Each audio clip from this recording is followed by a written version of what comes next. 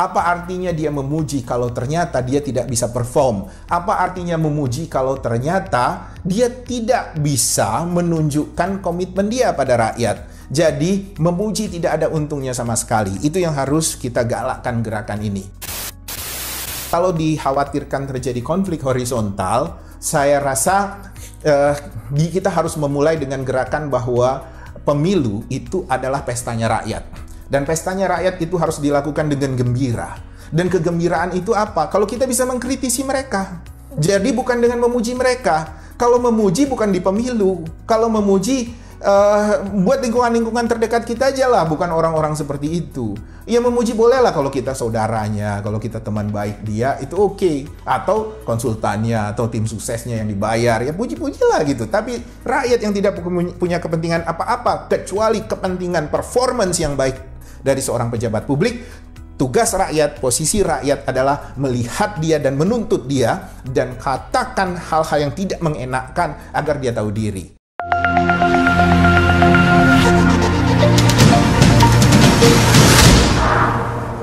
Halo teman Citra Indonesia, kami jamin Anda menang. Kembali lagi bersama saya Putri. Pada kesempatan kali ini kita akan membahas apa sih yang harus dilakukan rakyat terhadap kandidat capres, lebih baik memuji atau memaki. Untuk lebih lengkapnya langsung saja kita tanyakan kepada konsultan kita. Baik Pak, sebentar lagi kita akan menghadapi tahun politik ataupun Pilpres 2024. Nah, kira-kira apa sih yang harus dilakukan rakyat agar mendapat pemimpin yang baik dan hasil pemilu yang tepat?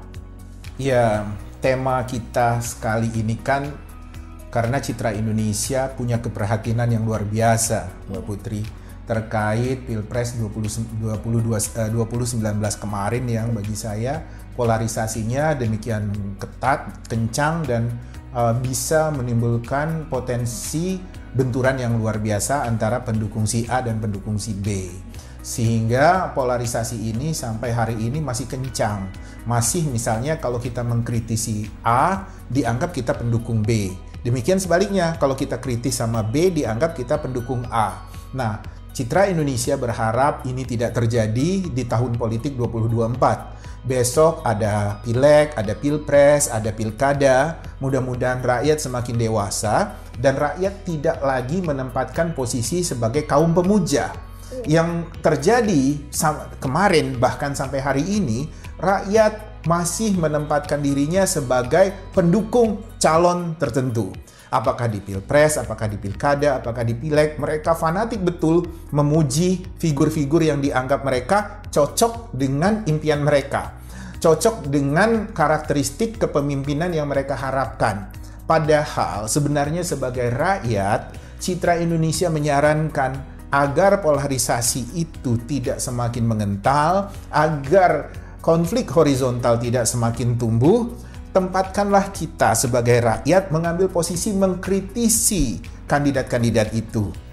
Jadi, daripada kita sibuk memuji, lebih baik kita sibuk memaki lawan politik itu gitu. Misalnya, kalau saya pendukung si A, lebih baik saya mencari kelemahan-kelemahan si B atau si C atau si D, sehingga nanti orang lebih melihat apa kelemahan B, apa kelemahan C, kelemahan D. Begitupun lawan-lawan politik, dia akan menyerang kelemahan, menjadikan kelemahan-kelemahan A untuk mendiskreditkan atau menurunkan nilai si A. Jadi nanti seluruh rakyat akan tahu bahwa si A kelemahannya apa, si B kelemahannya apa, si C kelemahannya apa, si D kelemahannya apa. Sehingga dari begitu banyak keburukan-keburukan itu, rakyat akan memilih mana yang terbaik, mana yang serak buat mereka. Sebab kalau rakyat memiliki tradisi memuji, kelemahan mereka tidak tampak. Orang akan melihat sisi-sisi baiknya saja.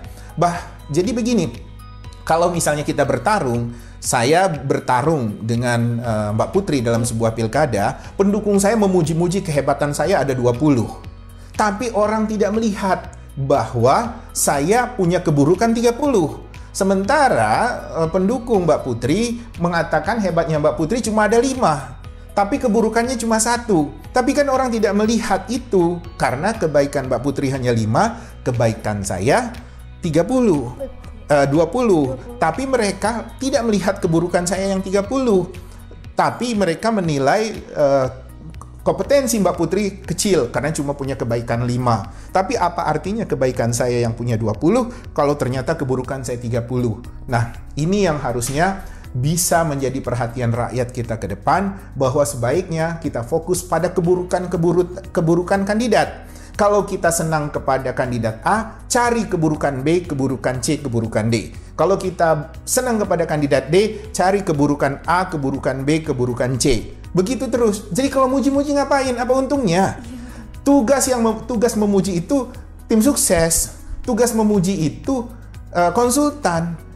Tim sukses yang dibayar, konsultan yang dibayar oleh kandidat. Jadi kalau rakyat yang nggak dibayar, nggak dapat apa-apa, yang besok kelak pemimpin terpilih ini bahkan punya kemungkinan besar akan berkhianat pada rakyat, lupa pada janji-janjinya, untuk apa dipuji-puji? Yang bagus itu dikritisi, kalau perlu dimaki-maki. Nah, tadi ada kawan kita mengatakan, kita tidak dapat delik hukum memaki-maki orang. Saya katakan, memaki-maki beda dengan memfitnah. Delik hukum itu dalam sebuah kampanye politik, dalam sebuah ruang publik, itu hanya 2. Kamu berbohong, kamu memfitnah. Itu yang nggak boleh. Tapi kalau memaki-maki, nggak ada masalah. Apalagi kalau dia sudah duduk dalam jabatan. Pejabat publik, kalau bikin kesalahan, wajib dimaki-maki. Tapi hari ini Indonesia masih saja memuji pejabat publik yang sudah jelas tidak perform, sudah jelas-jelas dia gagal, sudah jelas-jelas dia tidak kompeten memimpin anak buah, masih dipuji-puji. Giliran kita memaki, kita dibilangin sirik. Giliran kita memaki, dibilangin nyinyir. Giliran kita memaki, dikatakan karena kita cemburu. Dikatakan kita belum tentu kamu mampu. Urusan kita mampu atau tidak, yang penting rakyat ini diajarkan untuk memaki setiap pejabat, setiap orang yang punya kepentingan, keinginan untuk memegang jabatan publik. Karena akuntabilitas mereka memang secara prosedural mereka punya aturan. Tapi secara etik dan moral, hanya maki-maki rakyat inilah yang efektif untuk membuat mereka tahu diri. Ada teman saya mengatakan, udahlah Pak, ngapain Bapak itu punya aura negatif? Mengapa tone Bapak itu selalu negatif? Apa memang dunia ini bisa berubah dengan memaki-maki? Saya katakan, dengan memuji itu akan lebih brengsek dunia ini. Apa yang kau dapat dengan pujian-pujian? Memang memaki belum tentu orang itu tahu diri. Memang memaki belum tentu orang itu mengundurkan diri. Dengan memaki belum tentu orang itu mau mengoreksi diri. Tapi dengan memaki itu bisa membawa standar rakyat atas sebuah kinerja dan figur atau sosok pemimpin yang baik. Jadi mereka bisa articulate, bisa mengeluarkan pandangan mereka, bisa menyampaikan kekecewaan mereka, bisa menyampaikan kegelisahan mereka, dan bisa menyampaikan tuntutan mereka bahwa seorang pejabat publik harus perform, harus punya akuntabilitas pada rakyat, bukan hanya akuntabilitas formal, tapi juga akuntabilitas etik dan moral. Itu yang harus bisa ditumbuhkan buat rakyat kita. Jadi memaki jangan dianggap itu sebuah aura yang negatif. Bukan, memaki itu justru lebih positif dari yang positif. Kenapa? Yang kita maki itu adalah orang yang memegang amanat rakyat. Jadi kalau orang memegang amanat rakyat, ketika dia bekerja baik pun tidak pantas dipuji. Jadi kalau dia bekerja brengsek, ya wajar kita maki-maki. Bekerja baik dia tidak pantas dipuji, karena itu udah tanggung jawab dia, udah menjadi kewajiban dia bekerja buat rakyat. Jadi tak usahlah misalnya baru ada pejabat berprestasi sedikit sudah dipuji-puji gitu. Betul. Untungnya buat rakyat apa? Kagak ada gitu. Karena kebaikan hari ini juga misalnya parameternya dia harus diukur, harus diuji untuk kebaikan masa depan. Apakah kebaikan dia ini bermanfaat buat anak cucu kita atau tidak? Apakah kebaikan dia hari ini malah besok malah merepotkan anak cucu kita? Itu juga harus diuji seperti itu. Jadi memuji nggak ada untungnya buat rakyat. Apalagi kalau sampai pilpres nanti kita ribut antara pendukung A dengan pendukung B. Bagi saya itu menyedihkan. Artinya rakyat belum tahu posisi dan kedudukannya. Rakyat masih mau dieksploitasi oleh para elit dan mau dipandang rendah oleh elit. Kedaulatan rakyat itu kalau rakyat berani untuk bicara. Kedaulatan rakyat itu bisa dihargai kalau dia berani mengkritisi. Kedaulatan rakyat itu bisa dihitung oleh elit kalau mereka bisa bersikap. bicara tentang kebenaran, bicara tentang kepatutan, bicara tentang hal-hal baik itu dengan cara memaki orang yang tidak bisa melakukan tindakan-tindakan yang baik dan punya kualitas moral yang baik. Itu memang harus dimaki. Cuma kan memang tradisi masyarakat kita adalah masyarakat feodal, Mbak Putri. Jadi kita itu memang takzim, tunduk, patuh pada pejabat, pada pemimpin, pada orang yang punya atribut-atribut kebesaran. Jadi kita seringkali apapun yang mereka katakan itu sebuah kemuliaan. Padahal belum tentu itu sebuah kebenaran. Jadi, oh iya, ada thumbnail gitu. Dalam YouTube itu ada seorang tokoh ya, dia beratribut agamawan atau ya semacam itu dengan mengatakan kebenaran belum tentu bijak. Nah, bagi saya pendidikan seperti ini tidak tepat buat bangsa Indonesia, bahwa kita harus mengejar kebenaran. Kita harus mengejar kadar intelektual, kita harus mengejar komitmen, kita harus mengejar moralitas. Jadi kalau dia kebenaran belum tentu baik, belum tentu bijak, itu nanti urusannya. Karena kita harus mengejar kebenaran. Dan mengejar kebenaran itu adalah dengan memberikan standar kinerja yang jelas. Dan kalau dia tidak perform harus kita maki. Dan itu dimulai dengan kandidasi-kandidasi itu. Apakah dia sebagai kandidat presiden, apakah dia kandidat pileg, apakah dia kandidat di pilkada. Kita harus mengkritisi itu agar kita bisa mendapat yang memiliki komitmen dan performance yang relatif lebih baik di masa yang akan datang. Nah iya. Nah tadi tuh apakah nantinya tidak akan memunculkan konflik bagi rakyat itu sendiri, Pak? Ya, kita juga Citra Indonesia berjuang terus agar rakyat memiliki kesadaran itu untuk tidak mau diadu domba. Kita juga berjuang terus agar sesama rakyat itu harus kompak. Kita juga berjuang terus bahwa sesama rakyat itu punya kepentingan yang sama. Kita juga harus berjuang terus bahwa sesama rakyat itu memiliki posisi yang sama. Jadi mudah-mudahan dengan cara memaki, mengkritisi para pejabat, para pemimpin, calon pemimpin, itu menumbuhkan sebuah kekompakan baru di kalangan rakyat. Bahwa mereka membutuhkan akuntabilitas moral, etik, prosedural, hukum, dan sebagainya kepada pejabat-pejabat publik ini, sehingga mereka akan bisa lebih kompak. Apa artinya memuji kalau ternyata besok dia mengkhianati kamu? Apa artinya dia memuji kalau ternyata dia tidak bisa perform? Apa artinya memuji kalau ternyata dia tidak bisa menunjukkan komitmen dia pada rakyat? Jadi memuji tidak ada untungnya sama sekali. Itu yang harus kita galakkan gerakan ini. Jadi kalau dikhawatirkan terjadi konflik horizontal, saya rasa kita harus memulai dengan gerakan bahwa pemilu itu adalah pestanya rakyat. Dan pestanya rakyat itu harus dilakukan dengan gembira. Dan kegembiraan itu apa? Kalau kita bisa mengkritisi mereka.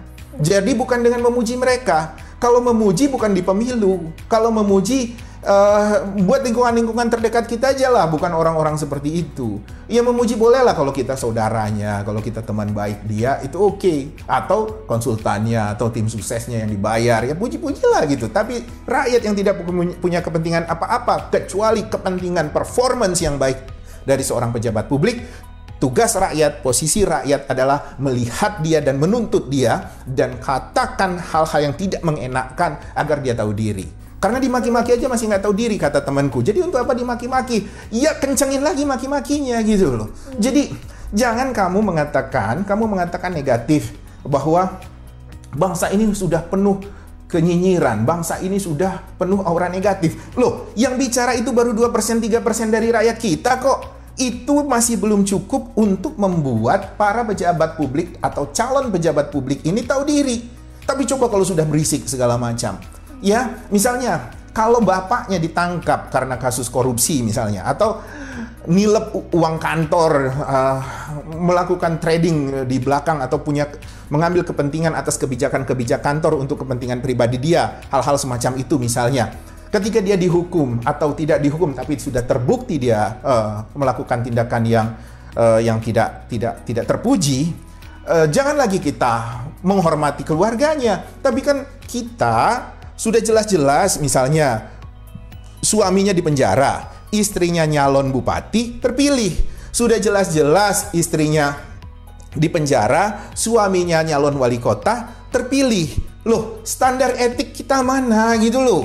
Ini adalah perbuatan yang dilakukan oleh seseorang yang keluarganya sedikit atau banyak menikmati. Kalaupun tidak menikmati pasti mengetahui. Karena itu adalah daily activities yang ada di lingkungan keluarga mereka. Jadi kalau kita masih melakukan toleransi kepada hal-hal seperti itu, lama bangsa kita ini akan maju. Jadi kita jangan pernah mentolerir apapun apabila ada pejabat publik yang tidak perform, dan kita jangan pernah memuji apapun kalau dia masih punya kepentingan untuk mencalonkan diri.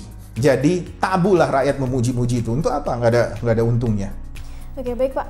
Kemudian, bukankah ini akan menjadi kesulitan konsultan jika rakyat ini rajin memaki-maki? Jelas itu menimbulkan kesulitan buat konsultan.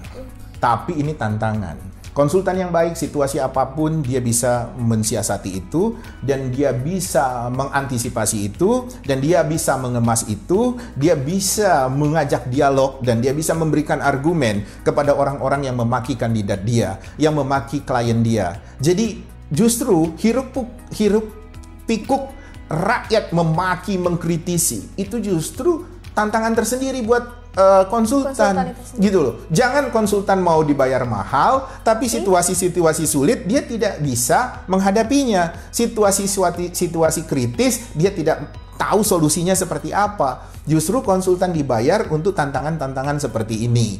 Jadi keren lah gitu kalau daya kritis masyarakat semakin meningkat, kemampuan konsultan juga semakin terkonfirmasi, semakin tertantang untuk membela kliennya. Jadi tidak ada masalah Mbak Putri. Justru kalau konsultan yang handal itu semakin rame, itu justru semakin giat dan berbahagia dia untuk menunjukkan kapasitas dia untuk membela kliennya.